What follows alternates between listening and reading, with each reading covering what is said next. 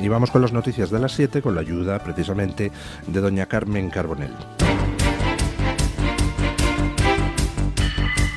Mañanas en Libertad.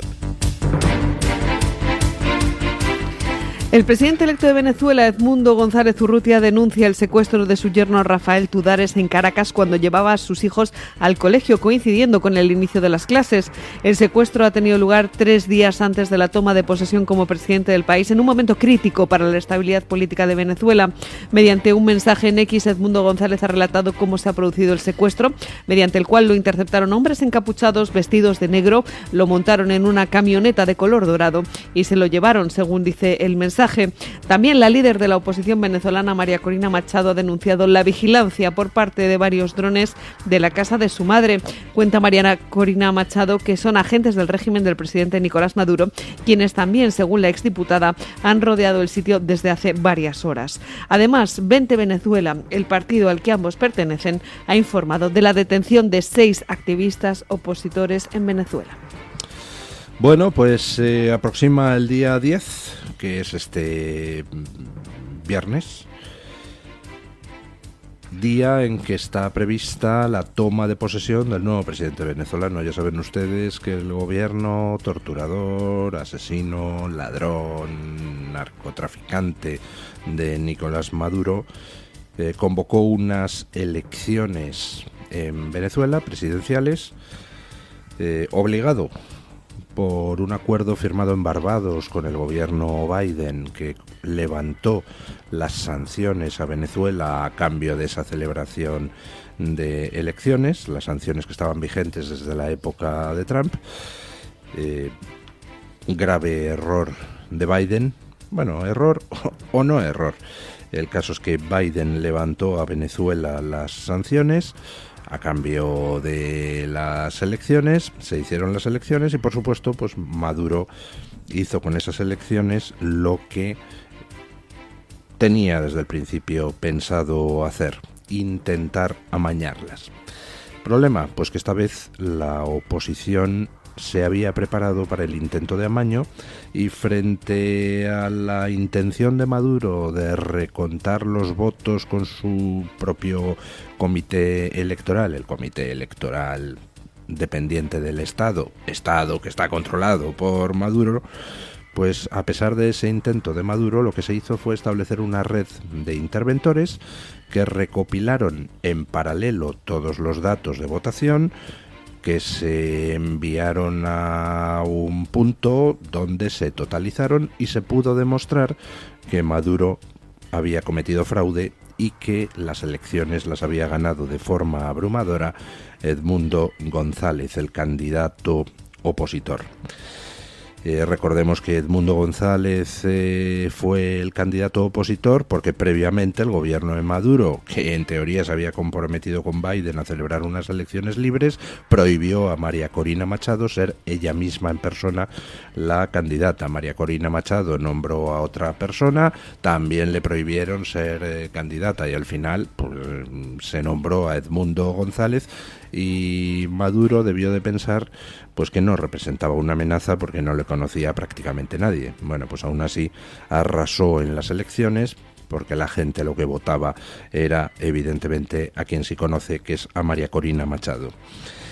Quedó de manifiesto el fraude electoral de Maduro. Además, el fraude electoral no fue solo certificado por la oposición, sino que precisamente organismos que Maduro había enviado a controlar la limpieza de las elecciones, como por ejemplo el Centro Carter o como por ejemplo la misión de Naciones Unidas, certificaron el fraude de Maduro y la victoria de la oposición, con lo cual Maduro quedó, además de como un dictador y un manipulador electoral, pues quedó como un auténtico payaso, porque los mismos que él había invitado a certificar las elecciones certificaron que había ganado la oposición. A partir de ahí, pues Maduro se intentó resistir como pudo, desoyó todas las presiones de la comunidad internacional. La comunidad internacional en lo que es Iberoamérica se puso de forma prácticamente unánime del lado de la oposición, reconociendo la victoria de Edmundo González. Hubo 3 países que se descolgaron, bueno, alguno más, Cuba o Nicaragua, por supuesto, apoyaron a Maduro desde el principio, pero hubo 3 países significativos, que son el Brasil de Lula da Silva, el México de López Obrador y la Colombia de Gustavo Petro, que no se atrevieron a certificar la victoria de la oposición, pero tampoco a darle la razón a Maduro, y quedaron ahí en una especie de limbo raro que dejó a Maduro pues prácticamente sin ningún apoyo internacional, más allá de los sospechosos habituales de siempre, Cuba, Nicaragua, Irán, Rusia, China, etcétera, etcétera. Nicolás Maduro, de todas formas, desoyendo toda presión internacional, pues decidió que iba a seguir en el poder, atornillado. Se produjo todo aquel episodio de presiones a Edmundo González, que finalmente terminó abandonando Venezuela. Ya suponíamos que en esas presiones había amenazas veladas contra la familia de Edmundo González, que todavía continúa allí, tiene allí a una hija. En aquellas presiones Edmundo González tuvo otra vez un papel realmente repugnante el gobierno español a través del embajador, el ex embajador allí, porque ahora ha sido sustituido. Fue en casa de ese embajador donde se pergeñó ese acuerdo que permitía a Edmundo González salir de Venezuela. Por supuesto, quien estuvo ahí mediando fue ese ser infame Zapatero, que se dedica a chapotear en la sangre de todas las personas oprimidas por dictaduras en todo el mundo. Y a pesar de los pesares, a pesar de las presiones, pues tanto María Corina Machado como Edmundo González se han mantenido firmes y han dicho que este 10 de enero es la toma de posesión del nuevo presidente y que tomará posesión Edmundo González, con lo cual pues Edmundo González ha anunciado su intención de viajar a Venezuela. Luego hablaremos más acerca de ese viaje. ¿Cómo ha reaccionado Maduro? Pues poniendo precio a la cabeza de Edmundo González. $100.000 ofrece de recompensa por su detención, y como eso no ha disuadido a Edmundo González de presentarse allí en Venezuela, pues ha secuestrado ayer al yerno de Edmundo González, dejando claro que lo que sospechábamos, que es que se intentaba chantajear a Edmundo González presionando a su familia, pues era cierto. Y ayer la presión pues llegó al punto de que encapuchados del régimen secuestraran al yerno de González. Bueno, pues no creo que a nadie le sorprenda que un régimen asesino y torturador como el de Maduro recurra a esto. Pero esto viene a incidir sobre algo que ya llevo comentando en los últimos días.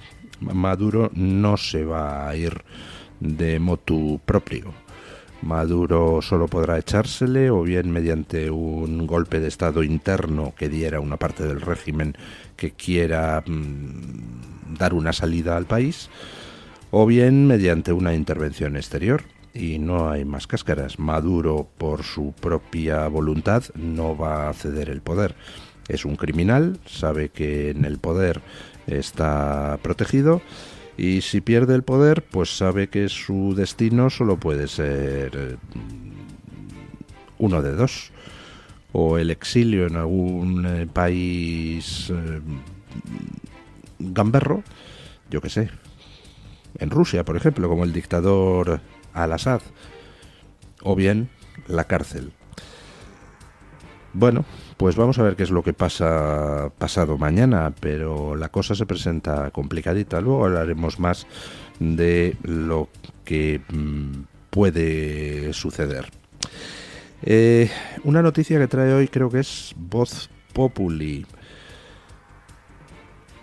Ya hemos hablado de cómo tenemos en Europa una clase política que está poniéndonos en manos de dictaduras externas. Nos puso primero en manos energéticamente de la Rusia de Putin, ahora nos intenta poner en manos industrialmente de China y agrícolamente, alimentariamente, pues en manos de todos esos estados no democráticos que rodean el continente europeo. Por ejemplo, lo que es el trato de favor a toda la producción agrícola de Marruecos es escandalosa, el trato de favor comparado con las limitaciones que se imponen a nuestros propios productores. Mientras que se beneficia a los productores externos, aquí en Europa se dedican a poner cada vez más trabas al sector primario, se dedican a limitar la explotación de tierras cultivables, derribar presas, etcétera, etcétera, etcétera.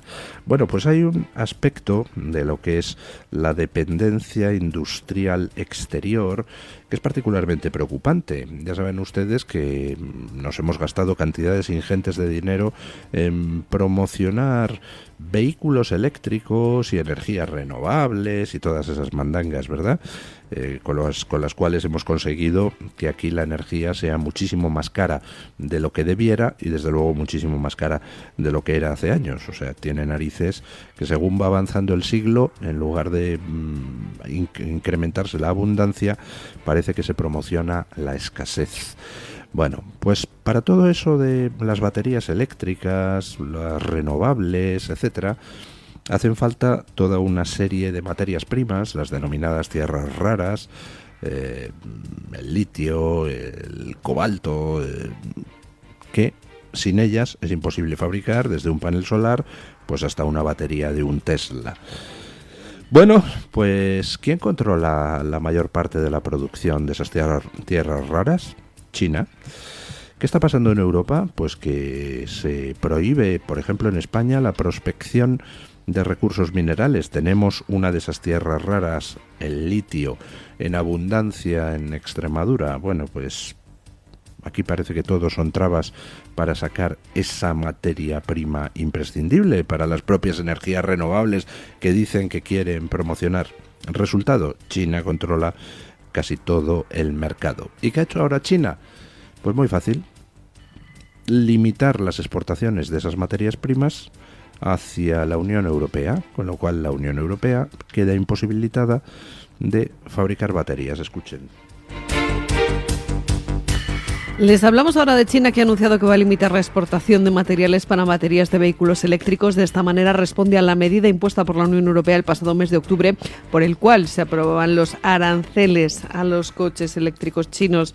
China es el principal procesador de galio y litio de todo el mundo, elementos necesarios para las baterías sin los cuales los coches eléctricos no pueden funcionar. Además, dentro de la prohibición se incluyen las exportaciones también de la tecnología utilizada para fabricar componentes de baterías. La situación es extremadamente grave para la industria europea del automóvil porque China controla esos dos vectores que son tan importantes para la producción de baterías, tanto la tecnología como las materias primas. Bueno, hay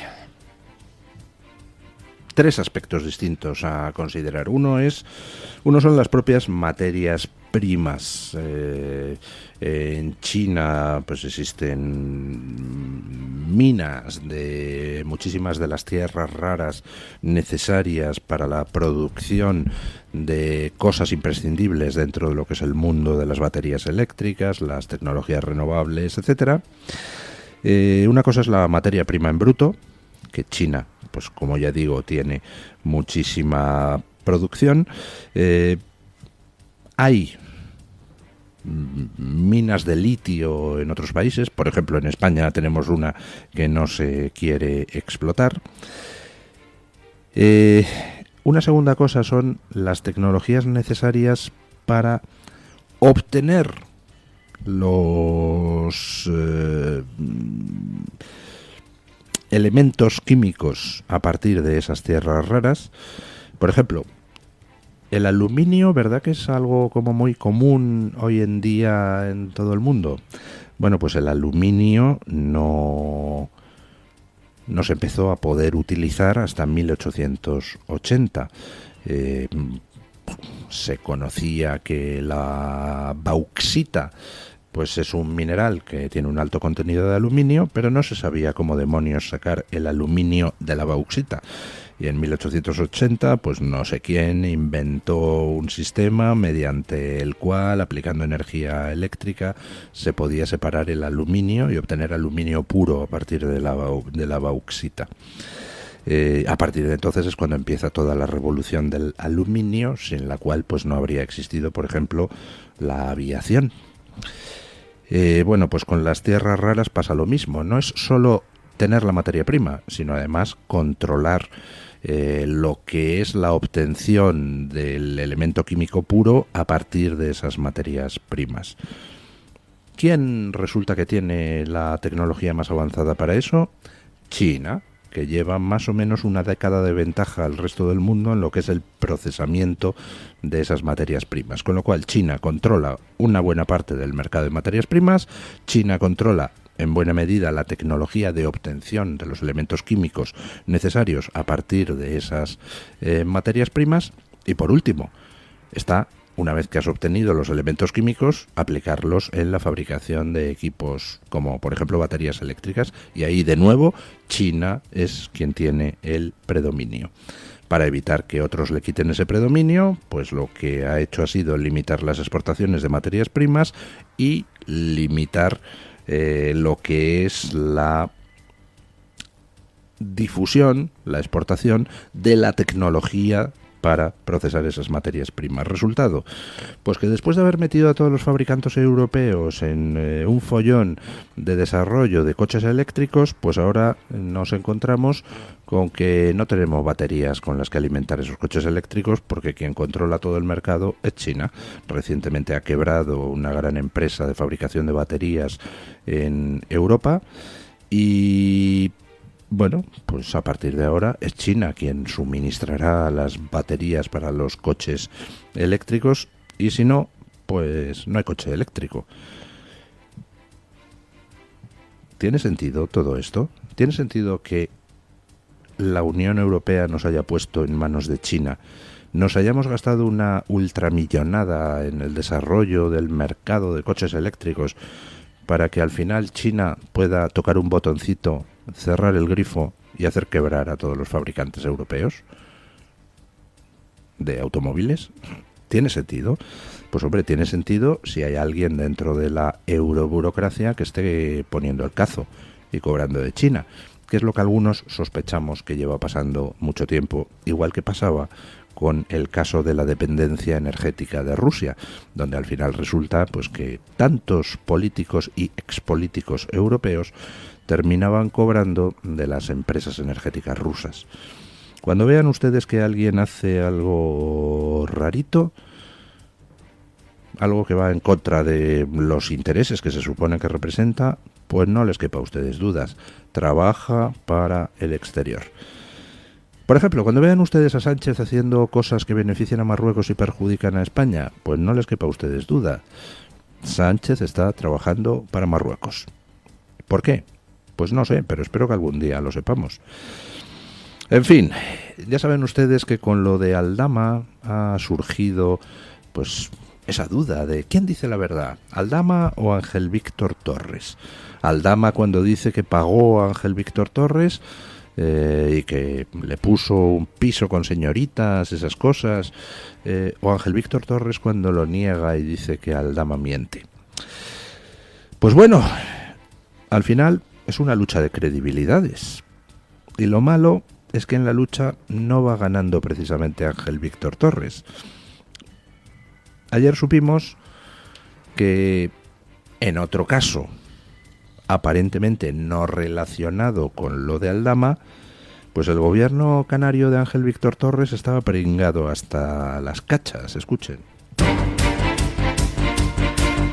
Les hablamos ahora del escándalo de corrupción del llamado Tito Berni, conocido como el caso Mediador, porque han sido procesados 2 altos cargos del gobierno del ahora ministro Ángel Víctor Torres. El juzgado de instrucción número 4 de Santa Cruz de Tenerife, que investiga la presunta trama de corrupción liderada por el exdiputado socialista Juan Bernardo Fuentes Culvelo, conocido como Tito Berni, le ha procesado tanto a él como a su sobrino Taixet Fuentes, quien era el exdirector de ganadería del gobierno de Canarias. Según el auto judicial, los acusados extorsionaban a ganaderos con problemas legales a cambio de pagos y favores, utilizando su poder para obtener beneficios personales.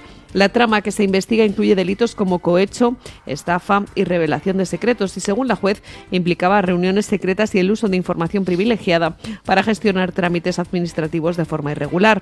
Las pruebas presentadas incluyen transferencias bancarias, gastos de lujo y mensajes que apuntan al rol clave de Tito Berni en la coordinación de la trama. De hecho, según la magistrada, Tito Berni estaba a la cabeza de la estructura criminal del caso Mediador.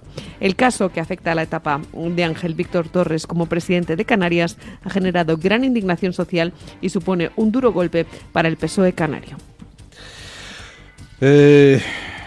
Vamos a ver. O sea, dice Aldama que Ángel Víctor Torres cobró dinero de la trama de las mascarillas y demás. Está constatado que en Canarias hubo con mascarillas, en la Canarias que dirigía Ángel Víctor Torres, hubo con las mascarillas pues problemas serios, es decir, allí hay abiertas investigaciones por el tema de mascarillas que son previas a todo lo de Aldama, a que estallara todo lo de Aldama. Por ejemplo, hubo el caso de unas mascarillas que se pagaron y nunca llegaron, etcétera, etcétera. Además resulta que en Canarias, en esa Canarias dirigida por Ángel Víctor Torres, estalló un caso llamado caso Mediador, donde aparecía implicado el Tito Berni, ya recordarán ustedes, aparecía el denominado mediador, Antonio Navarro Tacoronte, y ayer pues la jueza ha procesado a 2 altos cargos después de haber estado investigando muchísimo tiempo. Recuerden ustedes que salió hace muchísimo tiempo todo este tema de la trama Mediador. Pues después de haber estado investigando durante muchísimo tiempo, al final la jueza ha procesado a 2 altos cargos del gobierno de Ángel Víctor Torres, que se dedicaban a lo siguiente. Miraban a ver qué ganaderos en Canarias tenían algún problema con la administración. Pues ya saben ustedes que, puestos a buscar problemas, oiga, ¿quién no tiene un problema con la administración? Que si les faltaba un permiso, que si no sé qué pago pues no lo habían efectuado a tiempo, que si querían alguna subvención pero no tenían derecho por las bases de la subvención a obtenerlo.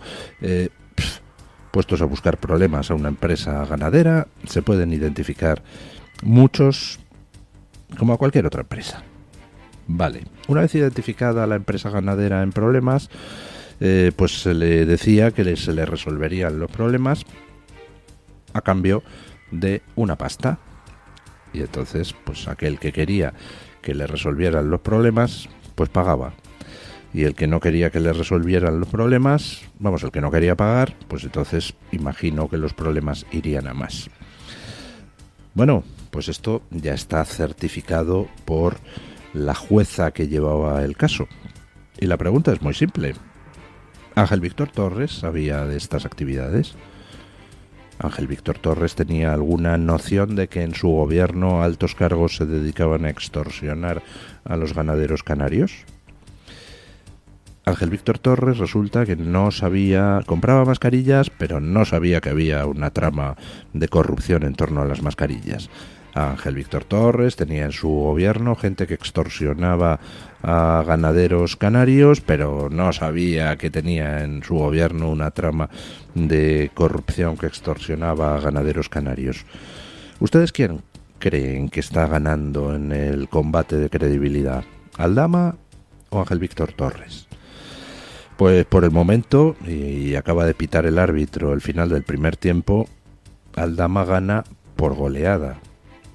Todo lo que rodea a Ángel Víctor Torres apesta a corrupción. Bueno, en realidad todo lo que rodea al PSOE canario apesta a corrupción. Bueno, en realidad, todo lo que rodea a la política canaria, PSOE, PP, Coalición Canaria, salvo Vox, apesta a corrupción.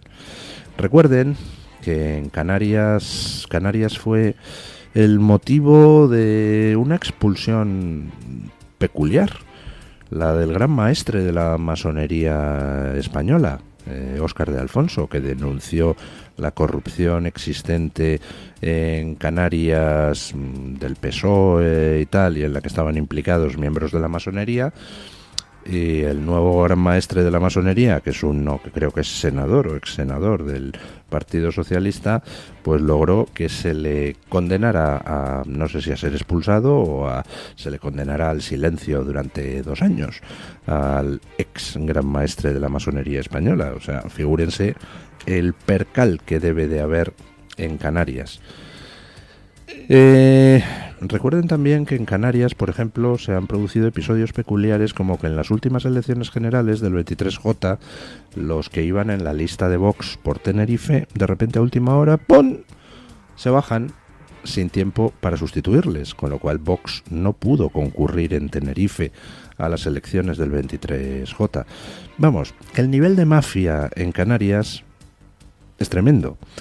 Mafia a la que Marruecos no es ajena. Ya he publicado en Twitter en alguna ocasión algún vídeo peculiar de celebraciones de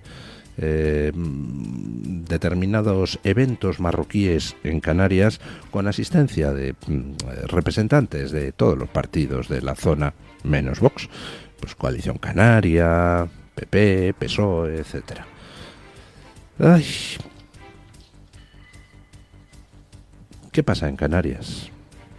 Pues que alguien tiene que entrar con una fumigadora. ¿Qué pasa con Ángel Víctor Torres? Pues que se le está poniendo cara de imputable. Allí donde mires su trayectoria, oiga, aparece algo oscuro o sucio. Es una cosa espectacular.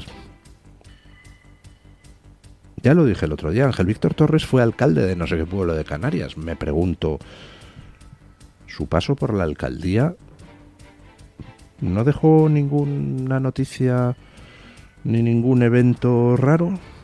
Porque hay que ver qué cantidad de cosas raras pasaban alrededor de este hombre, que según dicen no se enteraba de nada.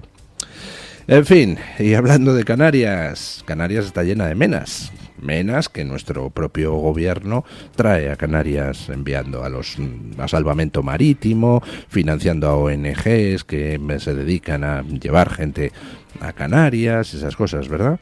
Está Canarias llena de menas hasta la bandera. Y entonces el gobierno canario, que es Coalición Canaria y PP, ha llegado a un acuerdo con el PSOE, gobierno central, para repartir los menas por la península. Problema, pues que el País Vasco dice que tururú y Cataluña dice que tururú. Con lo cual, solución. Pues vamos a repartirlos por toda España, menos por Cataluña y el País Vasco. Escuchen. El Gobierno planea un decreto para reubicar 4.500 menores inmigrantes no acompañados, los conocidos como menas, entre comunidades autónomas tras el bloqueo del PP a la reforma de la Ley de Extranjería. Ahora Moncloa negocia con Junts el reparto necesario para aprobar este decreto, mientras que el PP rechaza esta propuesta. Según el borrador de texto legal al que ha tenido acceso el español, se salva el País Vasco y Cataluña del reparto de menores. La medida busca aliviar la presión en territorios como Canarias y Ceuta, que enfrentan una emergencia migratoria sin precedentes. Para que se hagan una idea, en 2024 más de 40.000 personas inmigrantes llegaron a las islas, convirtiendo a Canarias en la 7ª comunidad autónoma de España en cuanto a población se refiere. Mientras que se aprueba este decreto, Canarias y País Vasco piden un mecanismo extraordinario para distribuir a los menas y garantizar su atención, instando al Gobierno a asumir los costes al completo. De momento, en este tema de la inmigración, la negociación sigue encallada por las diferencias entre el Gobierno y sus socios parlamentarios. Bueno, pues ya está en marcha el intento de repartir los menas por todos sitios de la península, menos Cataluña y el País Vasco, ¿eh? Es lo que se llama federalismo asimétrico, supongo. Ojo, esto es algo que quiere negociar con Junts, el PSOE. Pero es que previamente el gobierno de Sánchez lo ha negociado con el gobierno canario. Gobierno canario donde están Coalición Canaria y el Partido Popular. O sea que el Partido Popular quiere repartir los menas de Canarias, de acuerdo con Sánchez, por las comunidades autónomas del Partido Popular. Está muy bien. Bueno, yo qué sé. ¿No les gusta? Pues en las siguientes elecciones miren a ver qué es lo que votan. ¿Qué quieren que les diga yo? A estas alturas estamos todos pues un poco cansados de estar dando vueltas siempre a los mismos